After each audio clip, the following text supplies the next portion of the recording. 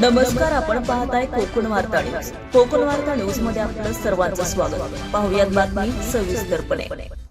स्थानिक स्वराज्य संस्था मतदारसंघाच्या विधान परिषद निवडणुकीत शिवसेना उद्धव बाळासाहेब ठाकरे पक्षाच्या उमेदवाराने घेतलेली माघार ही महाविकास आघाडीसाठी धक्कादायक असून मित्रपक्ष व मतदारांच्या विश्वासाला तडा देणारी घटना आहे. महायुतीकडे आधीच पुरेसे संख्याबळ आणि मतदारांचे समर्थन असताना विरोधी पक्षाच्या उमेदवाराला निवडणुकीतून माघार घेण्यास भाग पाडणे हा भाजपाचा हतबलतेला केलेला राजकीय डाव असल्याचं दिसून येते. ही जागा काँग्रेस पक्षाकडे असती तर विजय पराजयाची चिंता न करता काँग्रेसने ही निवडणूक ताकदीने लढवली असती, अशी प्रतिक्रिया काँग्रेसच्या उत्तर रत्नागिरी जिल्हाध्यक्षा सोनलक्ष्मी घाग यांनी दिली आहे.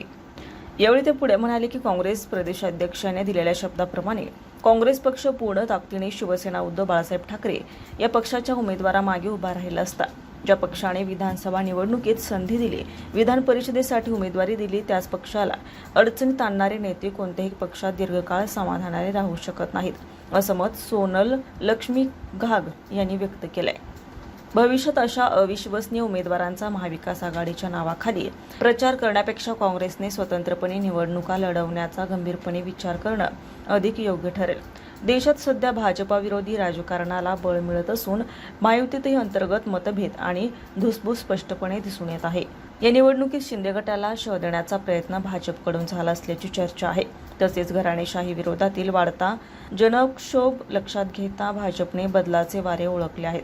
अशा परिस्थितीत स्थानिक स्वराज्य संस्थांच्या निवडणुकीत विरोधी उमेदवाराला राजकीय दबाव किंवा घोडेबाजांच्या माध्यमातून माघार घ्यायला लावणं म्हणजे स्वतःच्या कमकुवतपणाची अप्रत्यक्ष कबुली देण्यासारखं आहे. यावेळी सोनल लक्ष्मी घाग यांनी यावेळी म्हटलं आहे. रियाज ठाकूर, कोकण वार्ता न्यूज, चिपळूण. ताज्या बातम्या आणि नवनवीन घडामोडी पाहण्यासाठी आजच आमच्या कोकण वार्ता न्यूज चॅनलला लाईक करा, सबस्क्राईब करा आणि बेल आयकॉन प्रेस करा आणि पाहत रहा कोकण वार्ता न्यूज.